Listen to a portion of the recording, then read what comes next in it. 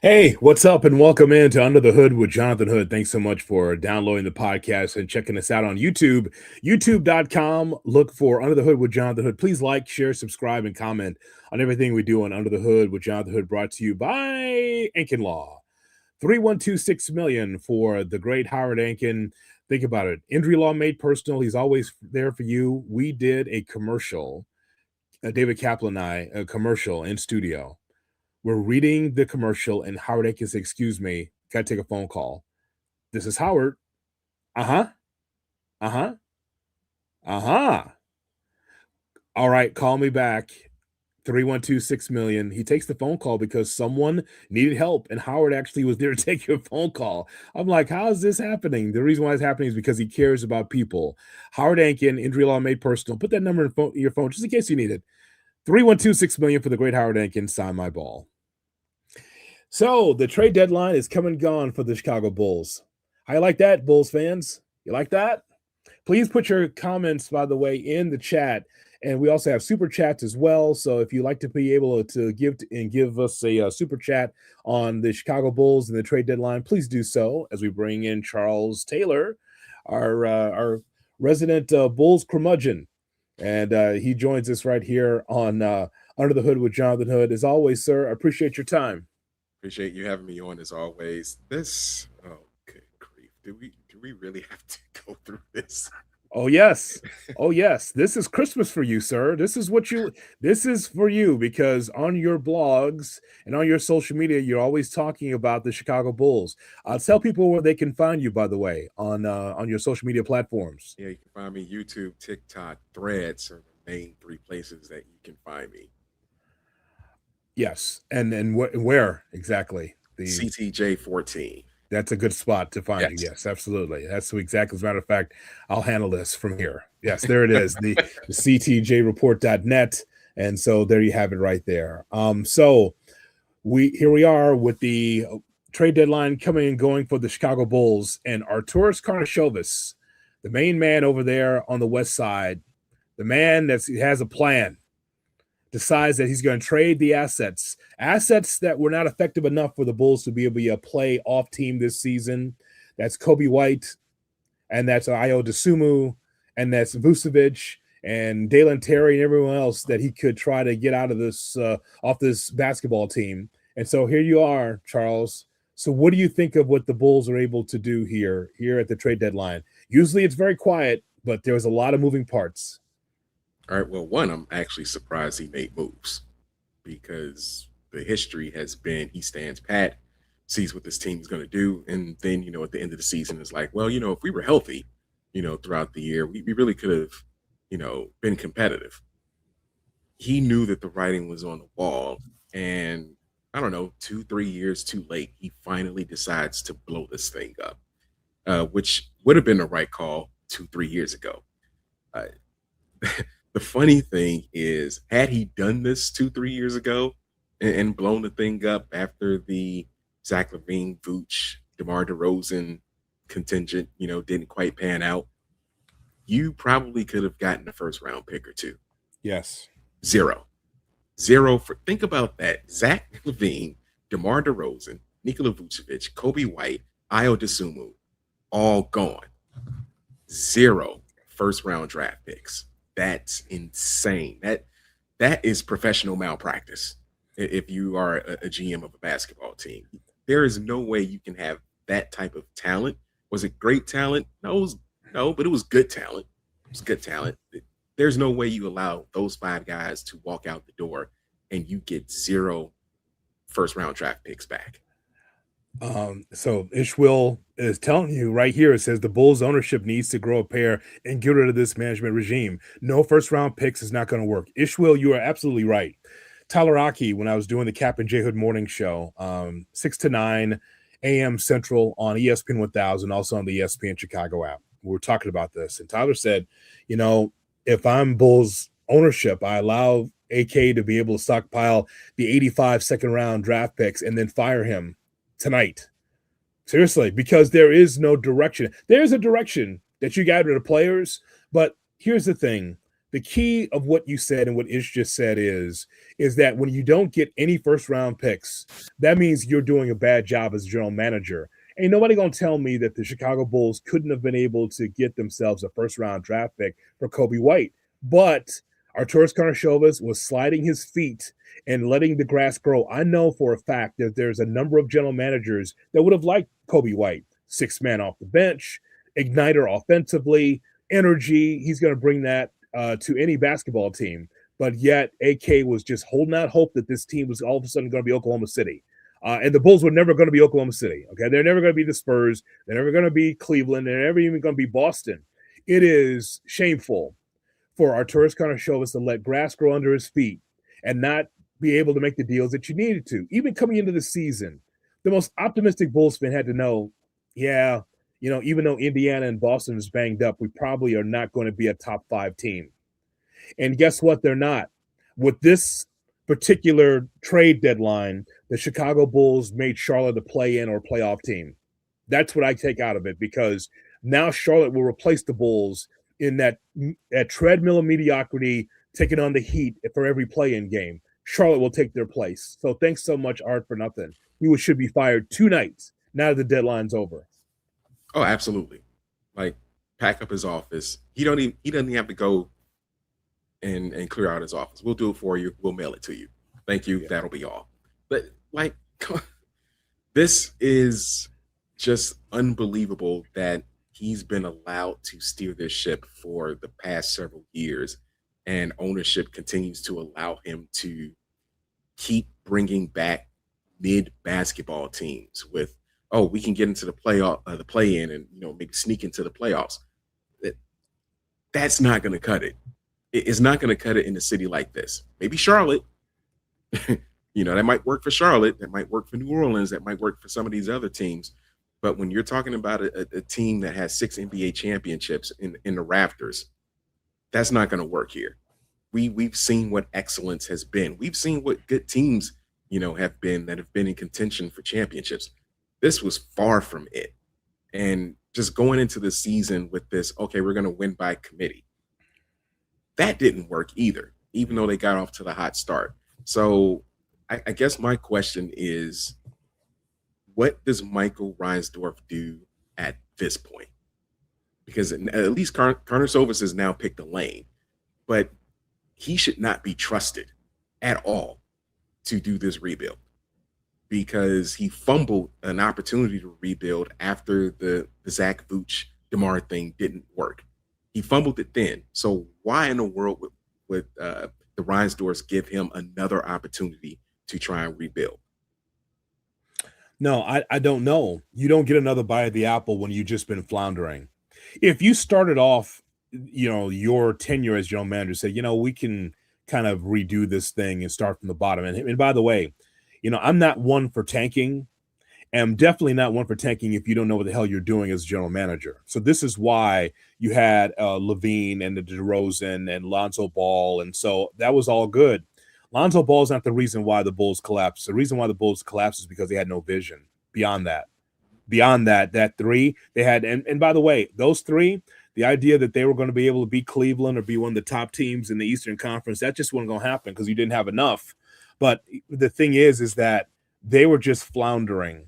And now it's the Kobe White regime, and now it's Buzelis and all those guys, and just kind of like, that team was never going to be good enough to be, Charles, a top 5, top 6 team, a serious contender. You have to pick a lane in sports. Either you're going to bottom out or you're going to have to go for it. And the Bulls never had the balls to go for it. Every trade deadline would pass, and we're good with continuity. We play good second half, and we go and we play in, and we give it. Hell no. No. Now, what are you left with? You're left with right now, because the players are gone. And I just want everyone, if no one has seen Charles on Under the Hood before, here's a guy here. If you're wondering who's watching Bulls games every night, it's this guy right here. This guy's watching Bulls games and commenting on it every night. He's agonizing every night with less than mediocre play basketball wise. So now we have a team, by the way, again, with about 25 second round draft picks because those are valuable. That's like penny stocks. And then you also have about 10 guards on this team. So that's another problem. You made all these deals and now you're just guard heavy. So you're going to get beat every night defensively. Josh Giddey, Colin Sexton, Isaac Okoro, Modest Buzelis, and Jalen Smith. Okay, so Colin Sexton has an expiring contract. Mm-hmm. And I thought that he'd be part of another deal. I have not had it confirmed yet whether or not the Bulls tried to push Colin Sexton, but Sexton was a good player for Charlotte, good defender, long. And so, he's a guy here that's going to be looking for more money and the Bulls will not be paying it. I heard Karnisovas today in the press conference says we have opportunity now to have more flexibility financially to spend on who? Right. To spend on who? Trey Jones is still with the team, right? Jaden Ivey, Chicago guy, Anthony Simons. Somehow, some way, Patrick Williams is still on this roster.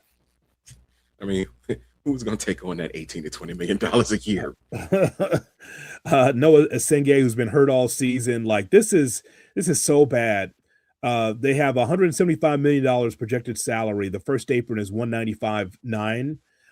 But the point is, though, is that it comes down to this. They put all the eggs into the Josh Giddey basket. Okay. You didn't pay Kobe White, but you paid Josh Giddey because he needed that from a PR standpoint. He needed to be able to go someplace where it's like, whatever happened in the past, what you heard, I'm good. I'm clean. I'm with the Bulls now. Okay, great. But you're not winning anything. You paid Josh Giddey, but you wouldn't pay Kobe White. And so who's the difference maker? Who's the star on this team? Who's going to be, you're going to build around Buzelis and then what? I think they've hitched their wagon to Buzelis and Giddey. And that's it. That's the real hope is Buzelis. That's it. They're hoping that this guy turns into a legit superstar. I think Buzelis will end up being a good player. I don't think he's going to be a difference maker in the NBA. He could end up eventually taking Kobe White's spot as maybe a top 30, 35 player in the league. But that's not going to get you past Cleveland. It's not going to get you past Boston, especially once they're revamped and they got a veteran center with Vooch now in Boston. It's not going to get you past the Knicks. No. It's not going to get you past those teams that are sitting atop the Eastern Conference right now. So this again goes back to my mistrust of Arturas Karnisovas because you've messed around and had mid teams getting into the play-in every year. So you've been somewhere around 10 to 14 with the lottery. I think a couple of years they had maybe the 7th pick or something like that. But look what Arturas has done with those picks. Mm-hmm. Dalen Terry. Yeah. Like Patrick Williams. Mm-hmm. These are picks that he's had that he's absolutely completely messed up. And that goes back to me saying, I don't trust this dude. I don't trust him or Mark Eversley to be able to rebuild this team with, their 27 second round draft picks, which I believe they're going to create the greatest dynasty in the history of the G League with the Windy City Bulls. So if you're out here where I am in Hoffman Estates, get those tickets now because the Windy City Bulls, they're about to go on a run with all these second round picks. And a guy that probably should have been on the roster anyway, but now is on the roster that you'll probably see on a regular basis. Mac McClung. Ish will put it out there, let you know that Mac McClung is going to be with this team. He's going to be the 3-time NBA dunk contest champion on a 2-way deal. He's going to suit up. He's suiting up for 3 games for the Pacers this season. And has he been waived already by the Bulls, the Windy City Bulls? Has he been waived that fast? He just got here. Damn it. He just literally got here. Mac McClung, that era was just, it was too short. We could have had at least another 5 minutes of you. I don't. Okay, so tell me about. Okay, we talk about Kobe White. Tell me about Io DeSumo. That one What? was the head scratcher. Why was he traded? Do you believe? I That one is the head scratcher. I don't understand that because from everything that I've read and seen, it felt as though the organization was really all in on Io. You've read the reports. I read the reports about teams, looking to either get Kobe or Io, and the Yeah. consensus seemed to be that the Bulls would be willing to let Kobe go, but they wanted to keep Io. So them letting Io go to me is interesting, head scratching.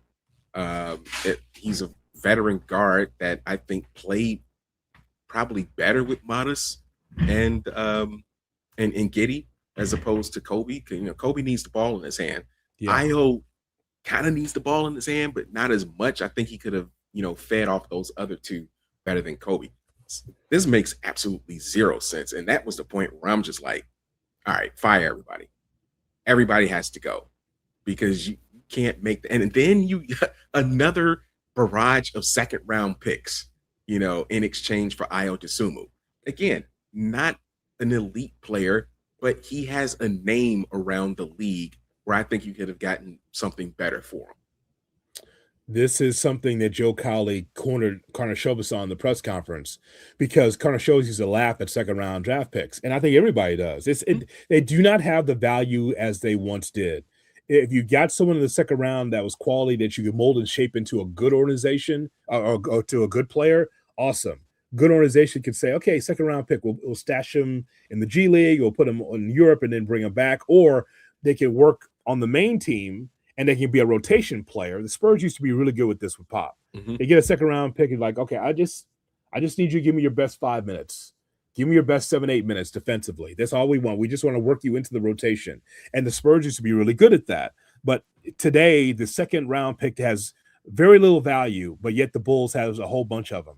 It's the equivalent of you going to dinner at a 5-star restaurant and paying with pennies. Well, the person that's going to take the check, like, so where's the money? Like, oh no, I get this bag of coins for you. That's how I'm paying for it. This is all second round draft picks. They have value, but not enough value for you to care, And so for them to do that is crazy. So I'm looking at KC Johnson here. He says, after 7 trades, and there's been all these trades by the Bulls, here's your depth chart. Like it's Giddy, Jones, and Dillingham that's on the team at point guard. At shooting guards, it's Anthony Simons, Colin Sexton, and Ivy, Buzelis and Okoro, Smith, Williams, and Miller, and Yabusele and Richards as your centers because Richards on this team as well. Mm-hmm. Let me just tell you something. I want to make sure it's very clear. If no one else has said it, I think we should say it here on Under the Hood. For years around here, we have been concerned about the perception of the Chicago Bulls around the league. You don't want to get in a position, if you're Chicago, that, oh, Chicago, I don't want to play there. You want to clean up that image past the time of Paxson and Gar Forman. You want to be able to say, okay, that you turn the page on that regime, new regime comes in, and you want to be able to say Chicago's a destination for you to play. Not an option like, oh my God, I got nowhere else to go with the musical chairs. I guess I got to come to Chicago. You want to put yourself, Charles, in a position where the Chicago Bulls could be a viable destination for a free agent. This was something we've talked about going back to Derrick Rose era, right? Where Derrick was like, I ain't going to recruit. You want to find me? Come find me. Like that kind of thing. But people want to play with Derrick because they saw how good that team was. Probably afraid of Tibbs, but they still like the team. What do you think free agents think of now when they see the Chicago Bulls team, the way that they have just decimated this team? You picked a direction, but again, just remember who's in front of it. It's Karnisovas. You want to play for him? You might want to play for Billy, but you want to play for like a bunch of guys that are just okay or at best. So the perception is going to be also further ruined by what the Bulls have done here by going nowhere fast. Oh, and yeah, absolutely. And here's the other thing. The players that came in this trade, once they finally get everybody together and they pass their physicals and all of this stuff, when you got Jaden Ivey and Colin Sexton and others, they're going to be just good enough again to win some games they have no business winning. And that's going to be the real maddening part, that you blew this thing up, but you got some players that can, sneak out a win here and there, and the Bulls could, mess around and, once again find themselves in the play-in. You're picking a lane, but then you're not even doing that correctly, because at least like give me bums in return where I'm about to lose 25 straight games and just really tank. But you're too late on that. You're too late on that. You should have did that 2 or 3 years ago. Exactly. You should have done it 2 or 3 years ago. And then you're bringing back players who, Jaden Ivey is going to be looking to go out there and ball. Some of these other players, Anthony Simons is going to be looking out there to go out there and ball, to show what I can do. They didn't even do that right. And that, again, is the reason why I can't trust this organization to do something as simple as tanking. They can't even do that right. No. So we're going to be. We can't do that. Now, you can't do that because, well, here's the thing. The reason why you can't do that, Charles, is because what you were just trying to massage the shoulders of Michael Reinsdorf by saying, I've never, keep in mind, never accuse activity with accomplishment. Mm-hmm. Just remember what he's trying to do is to tell the owner, hey, look, we gave you a couple extra play-in games. The lights are still on in late April. Like, that means something, playing in the play-in game. So that meant something for our Terrence Carter-Shelvis, playing well in the second half to get into the play-in game. Like, that really mattered. So now there's a direction. And I don't know if that's an edict from on high. My hope it is. It is from Michael Reinsdorf to get rid of guys so that way they can get rid of this management group. But if it isn't, if this guy presides over the next draft and the free agency, brother, you think it's tough here. If I want to be a Washington Wizards fan, I would buy a John Wall jersey because that's who they are. Just like teams like Sacramento, teams that's always dwelling in the basement, because we could ask for the rebuild, and I could ask for it. But if you got someone that doesn't know what he's doing in that chair, it's a mess. It could be this way for a while in the bottom. It probably will be this way for quite some time, because yes, you're have $35 million of space, apparently. Yes, you've got all these draft picks, even though they're in the second round, and you've got a bunch of expiring contracts, at the end of the season. But what are they going to do with it is going to be the question. And if you're a Giannis, and I didn't even mention that name because Giannis isn't coming to Chicago. Right. But if you're a star athlete, that's looking to, make a move and go somewhere, you're going to make a move and go somewhere to a team that you feel I'm the missing piece to take this team from point A to point B.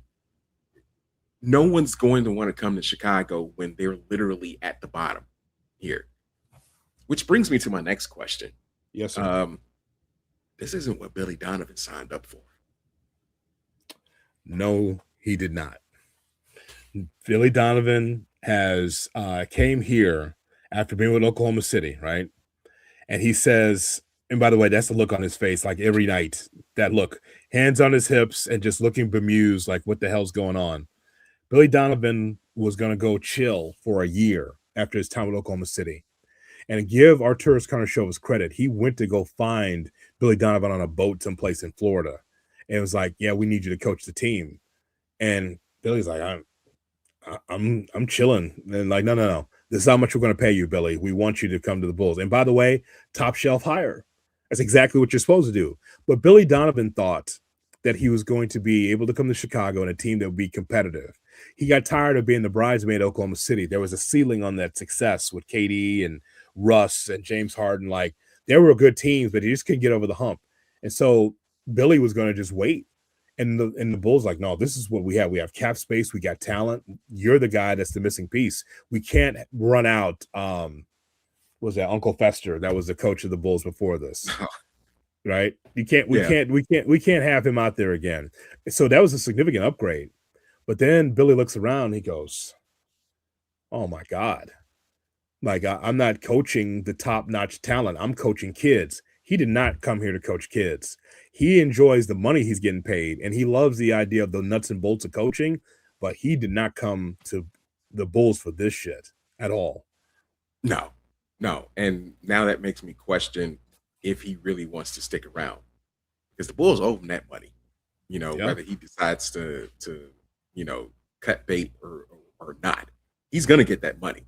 So now, if you're Karnisovas, how do you sit this man in your office and convince him to go through a rebuild? With, by the way, no real building blocks. I mean, except Zealous to really speak of. No first round, draft picks of any stature because even the Bulls will miss the playoffs. They're probably going to end somewhere around 8, 9, 10. So, and even though this is scheduled to be a deep draft, yeah, you might get a player, but you need a whole team. uh, Billy's not going to stick around for this. And now again, do you trust this guy? Yes, he brought in Billy Donovan, but do you trust this guy now to get a coach of equal stature to come coach a team that has really no direction? The No. answer is going to be no. So it all goes back to this. If Michael Reinsdorf has any balls, as you mentioned, he has to blow this thing up from the top all the way down. And Arturas Karnisovas must go. Now, the only other question is, will Michael Reinsdorf have the balls to actually bring in a vice president of operations to actually run the team? Because that's what Oklahoma City had when they decided to blow it up. They had an organizational structure to put a team together and build it. And now, they could be on possibly a dynastic run if they can keep that together. We have nothing like that here in Chicago. Not even close. Make sure you keep your comments going here on the Bulls and the NBA trade deadline. We want to be able to hear your thoughts on what's going on here. But it's just Kobe White is, if he stays healthy, he's going to be an igniter for the Charlotte Hornets. And just watching Io now go to Minnesota, that's where he's going, to the Timberwolves, right? That was that deal. Yeah. Like, someone asked, let me get to this, because you got to be able to watch what's going on with the Chicago Bulls. Black Rain says Io is not a star. He's okay. That's not the point. He's having the best year of his career, Black Rain. Like, every player in the NBA is not dope, but there's a lot of players in the NBA that you say that's a good role player coming off the bench, or that guy can be able to do this or do that. It's not it. Ayo Dosunmu was a key cog to the Chicago Bulls. When he's on the floor, I thought it was a net positive. Mm-hmm. And so it's not about it is about stars in the NBA, but the idea that Ayo Dosunmu had to be disposable is wrong. Like, every team needs to have stars and role players and guys that can be able to work together. I was one of those guys that is probably never going to be an NBA superstar, but he could be a guy that could be a glue guy, and every team needs that. So it's not like we're holding on to the hem of the garment of Ayo Dosunmu, but what we're saying is that here's a guy here that's going to be able to be always a glue guy, always, for the most part, making the right play, terrific shooter, great eye for the basket. And so that's why that matters. Yeah. And that was the point of me, saying that the Ayo trade was a head scratcher, because this is someone, when he's on the court, you can trust him to play well, to mesh well with his teammates. And yeah, there may be a night where Ayo goes off, scores 25, 30 points. He has that ability to do that. But more than likely, he's going to be a guy that can get to the basket, get to the free throw line, will play all out, defensively, do kind of the nuts and bolts things that you need from players like him, to keep that thing going. That's what an Ayo does for your team. And you say every team has an Ayo Dosunmu, so to actually get rid of that glue, that nuts and bolts guy, when you're trying to, rebuild, you already had a nuts and bolts guy. Why do you get rid of that? Because now you got to go out and find another one. I just don't understand. Like, listen, you picked a direction. That's great. But now you have to let go. Now that you stockpile all these second round picks, which are it's a failure, by the way. Mhm. Everyone in the league's laughing like at the Bulls for saying, "Oh, now you finally pick up the phone. Maybe 2 years too late, 3 years maybe too late in some instances, and all you can get is draft picks that are second rounders." Like people are laughing around the league, and also as always, they're texting me, asking me, "Hey, what are you doing?" As if I'm in the front office. What am I doing? What am I doing? I'm sitting here watching Bad Bulls basketball in Chicago every night. That's what I'm doing. I'm watching a rudderless ship. That's what I'm watching. Let's go around the NBA. Charles, let's go around the NBA and talk about some of the things that did not happen. Number one, John Morant stays in Memphis. So that's one thing. Like that was a close thing because people thought that he'd get traded. That did not happen. And the other one was this man here, Giannis Antetokounmpo. That was decided this afternoon that Giannis would be staying with the Milwaukee Bucks, and so this summer we're going to see exactly where he's going to go. But at this point in time, he's going to be with this bad basketball team, and probably not play a lot down the stretch. Oh yeah, I don't want to say he's mentally checked out, but yeah, he's probably, mentally checked out. Yes. The Bucks are an interesting case because there were some offers like being thrown their way. I believe Mhm. Golden State offered them 4 first round draft picks, unprotected, and Milwaukee was like, "Nah, we're good. We got it." Um,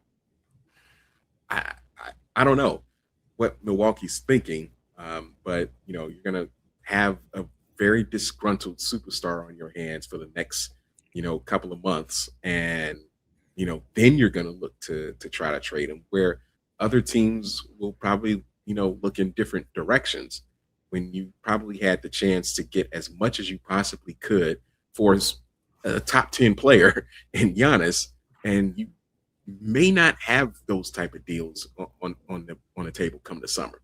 So interesting move by the Bucks. Hope it works out for them. I mean, it will be the summer of Giannis. He's not coming to Chicago, but I think that Miami, maybe down the line, could be a team. It could be Oklahoma, not Oklahoma City. It could be San Antonio, could be Houston, but yeah, he's sticking around. So this offseason is going to be very interesting for Giannis, who will continue to tell you he's not asking for a trade. He keeps telling you like he's not interested, and it's like, all right, bro, I trust you. Yes, you don't want to trade.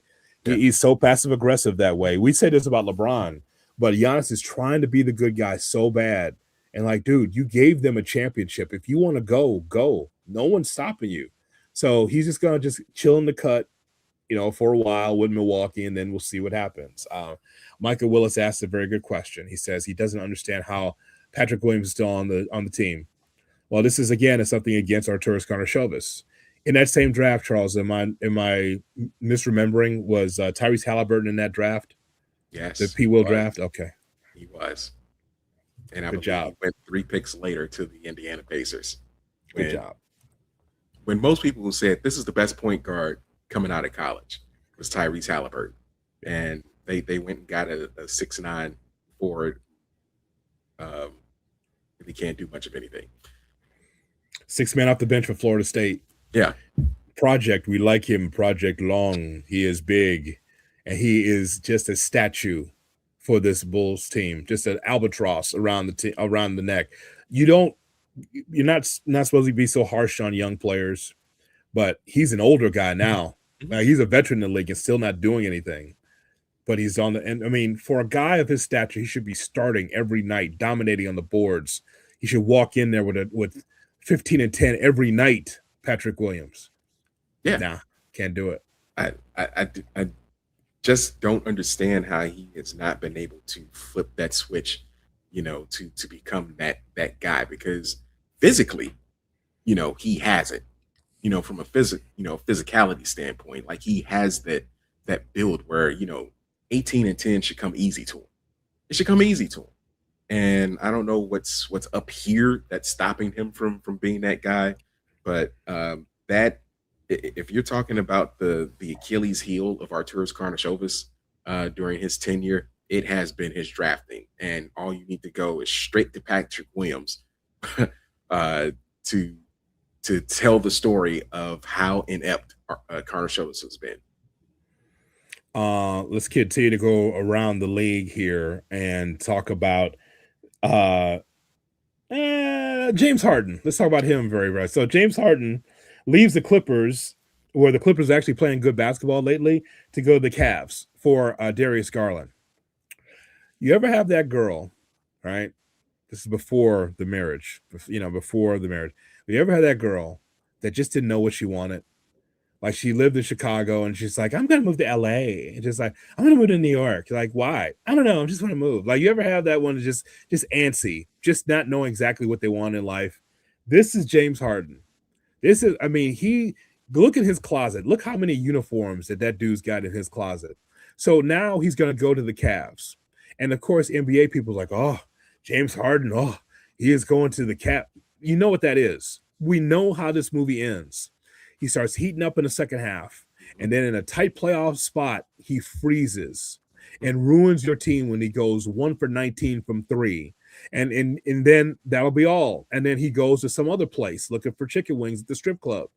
This is who he is, man. He's there as a grim reaper to your basketball team. He is. It's cool when she comes over, but then you realize the habits. And then you're like, I need to get her out of here. And before you can get her out of here, she's already gone. You go to work and all of a sudden you come home and her stuff's gone. What happened? Oh, she went to Cleveland. That's James Harden. It's amazing. Like he will be the detriment and the downfall of that Cavs team. Well, I haven't been to Cleveland, nor do I want to go ever. But, unlike Houston, unlike some of the other cities that he's been in, I don't think he may have to worry that much about top shelf strip clubs. So maybe he might be able to concentrate. Having said that, you're absolutely right. Everywhere he's been, he has just left ruin, and it's never his fault. It's never been his fault. In OKC, it was, well, I can't play with KD and Russ. I'm not going to be able to really shine, in that type of a scenario. So look, let me go to Houston. Well, Houston, I need more talent. Cool. You got Dwight Howard. I need more talent. Cool. You get Chris Paul. You're 15 minutes away from getting to the NBA Finals and you blow a 15-point fourth quarter lead, to Golden State. Oh, well, I don't know what to do. We needed more talent. Cool. Bring Russ back. No problem. That doesn't work. Now you put on the fat suit and go to Brooklyn. Oh, I got Kyrie and KD. Now we about to run things. That didn't work. Time to jump ship. Go to the Clippers. He just continuously does this, and for whatever reason, no one calls him out on his BS. No one. No. It's always someone else's fault other than him. Listen, I'm a James Harden hater. I will say that proudly. I think he has been a black hole for every team that he has been on, and the how he continues to get away with the antics that he pulls with each and every team is just befuddling to me. The ctjreport.net, and make sure you go to social media. We'll have that out there for you in the description of this podcast. He is part of Under the Hood, so make sure you support this man. Let's go back. Let's go to the crib. There's a new graphic. Let's go to the crib. Let's go to Anthony Davis, street clothes. You and I can go back and forth on the top 75 players ever to play in high school basketball in the city / state. Mm-hmm. We would not come to Anthony Davis. We wouldn't even say his name. Think about the best high school players you've ever seen, or that we've never seen, but we've read about. Mm-hmm. That dude would never make it, but yet he's top 75 in the NBA. You're not even top 75 at the crib. How are you top 75 in the NBA? Anyway, 10-time All-Star Anthony Davis is reportedly headed to Washington. That's from Mark Stein. That's official. Anthony Davis somehow found his way to the Wizards in an 8-player trade. Washington gets Anthony Davis, Jaden Hardy, D'Angelo Russell. Who's still in the league at D'Angelo Russell? Like, he's never leaving.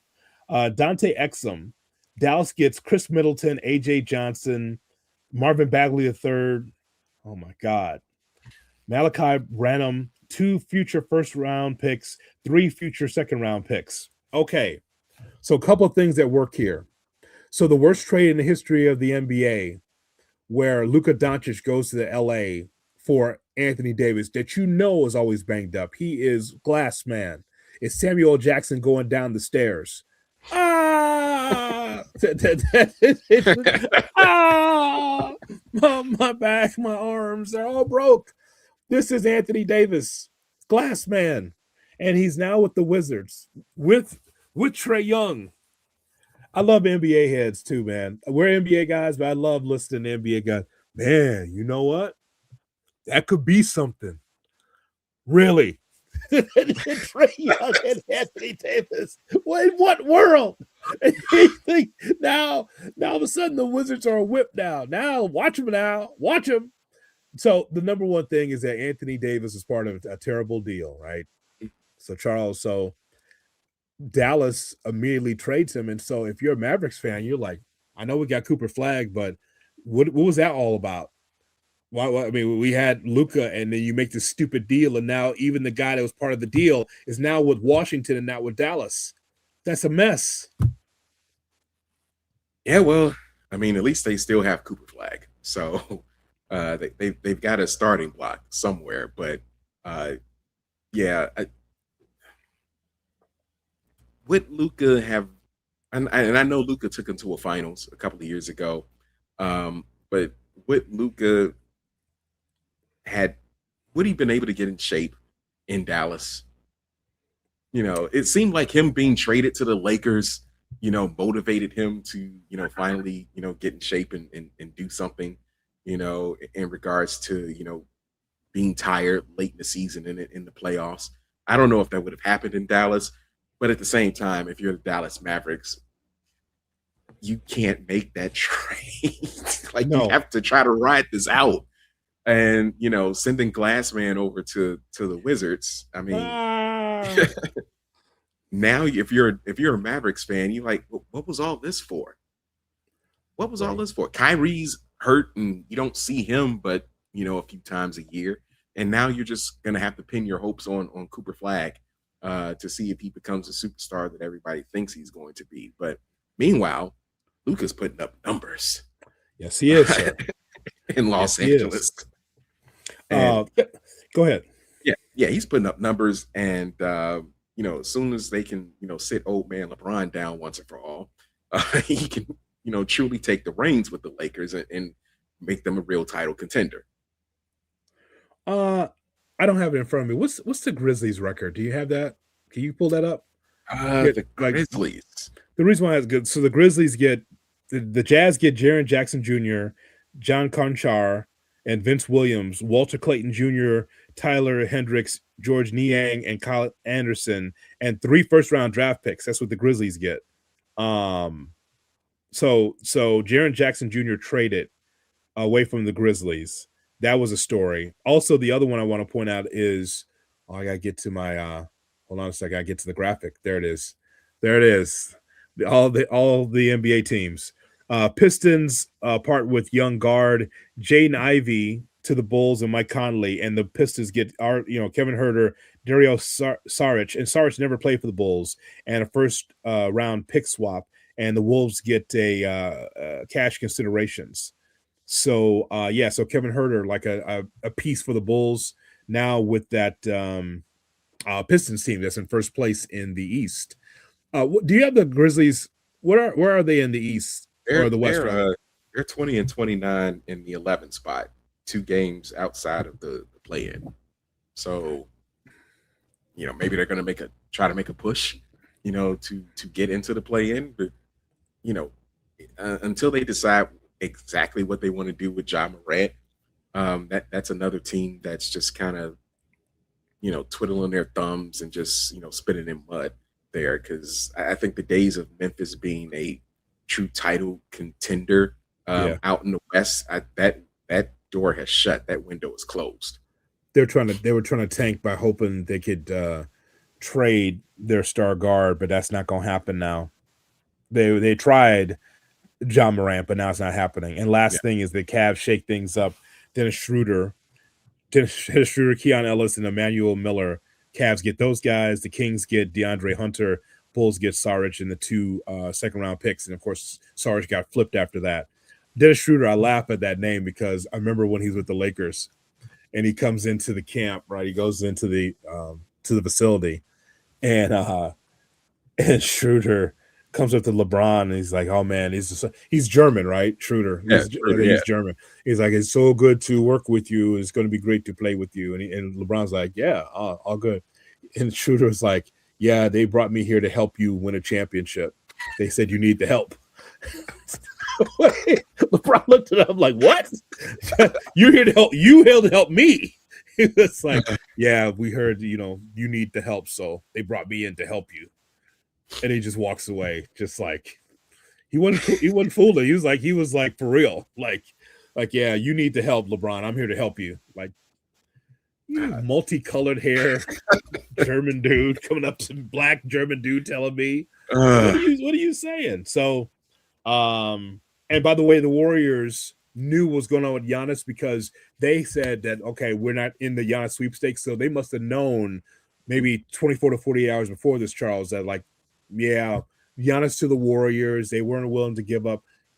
Probably weren't really willing to give up a number of assets. Yeah. So like Draymond Green. So now that didn't happen.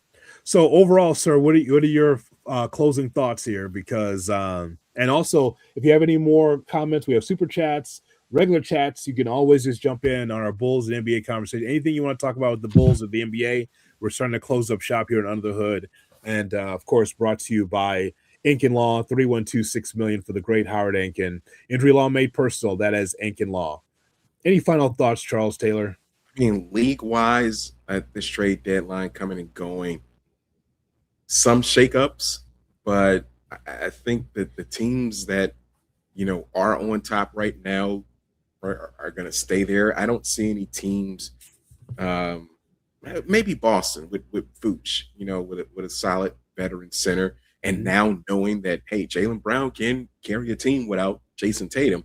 I think Boston – I think Boston wants to see, how far we can take this, with a veteran center with Vooch and Jaylen Brown to see how far they can go. Boston's probably the one team out of this trade deadline that I think, kind of put their chips in. Let's see. Hey, I mean, the East is wide open. Why not?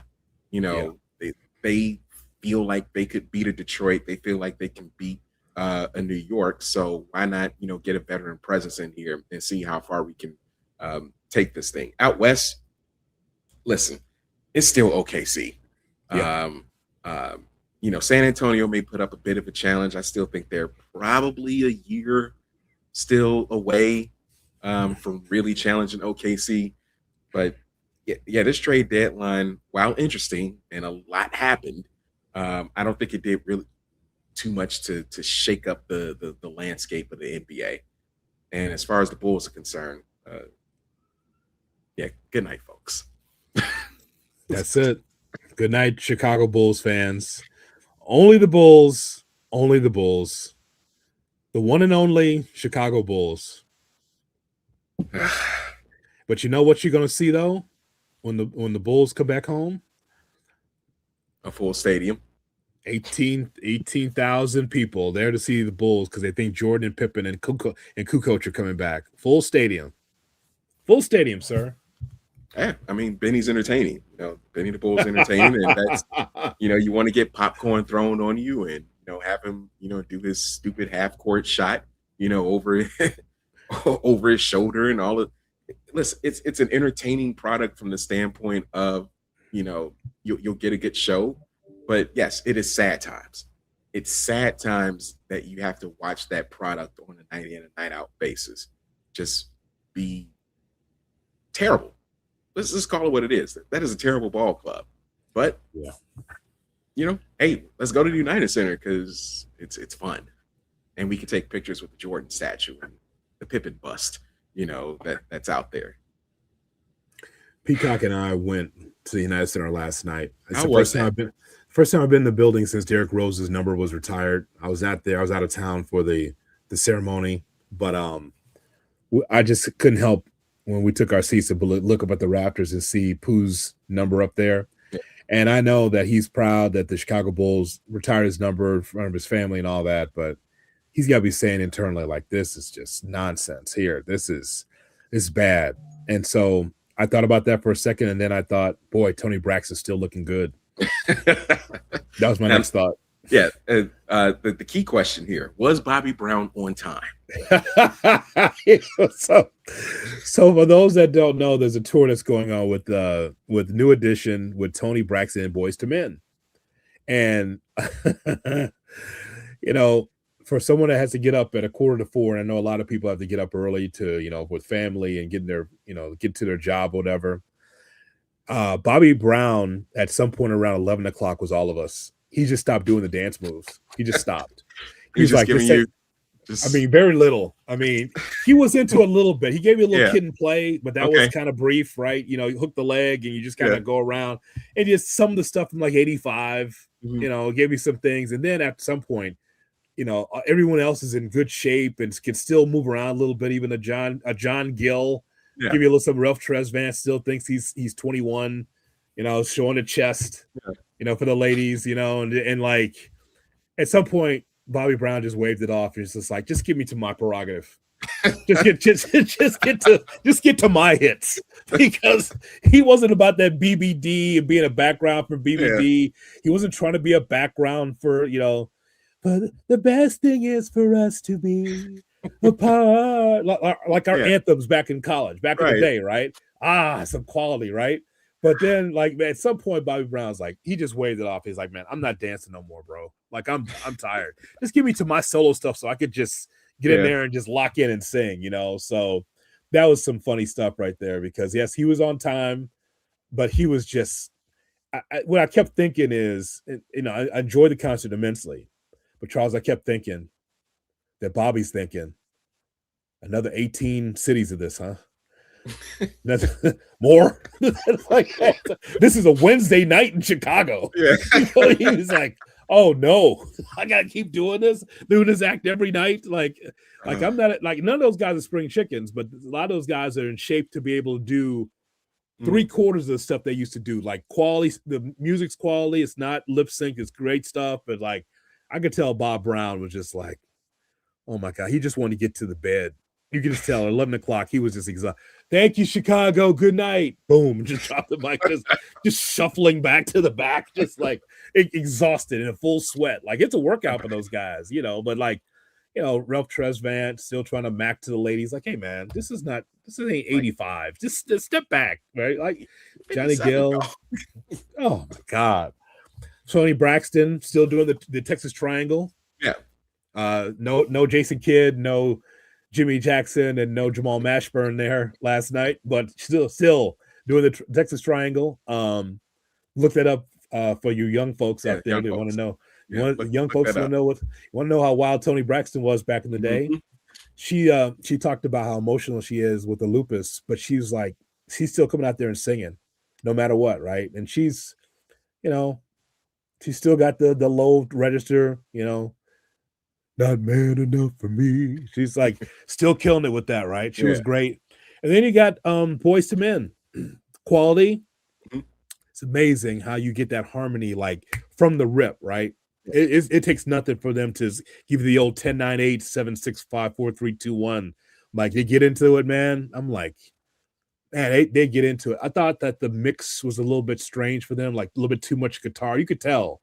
I'm on the second level in the club level, and you could hear it. That's like, you tell like a little bit too much guitar, maybe a little bit too much instrument, not enough of the Boys to Men. So anytime that you see a concert and you see a performer flip the earphone out, the earpiece, they're like, oh fuck this. Like they just and you can still hold your note. Yeah. Quality. Yeah. I miss 90s R&B. I miss 90s R&B.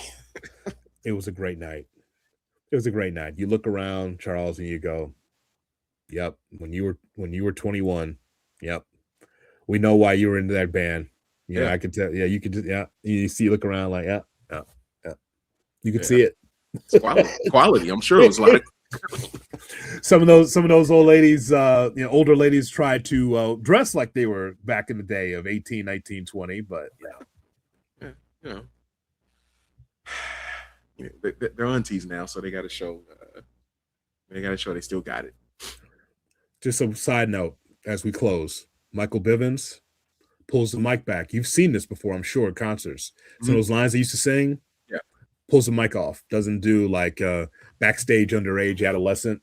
Well, that's probably a good idea to not do those lyrics. Just say some still sung it. Some still had it, but Bivins, like the businessman, pulled it away. Yeah. Some of those lines, like they're not doing that anymore. Yeah, not for me. They're in their almost 60s. They're not talking about backstage underage.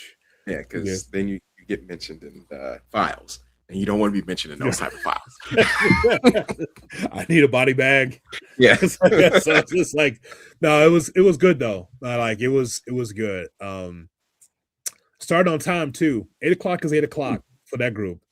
Because we're coming, because it's the United Center, right?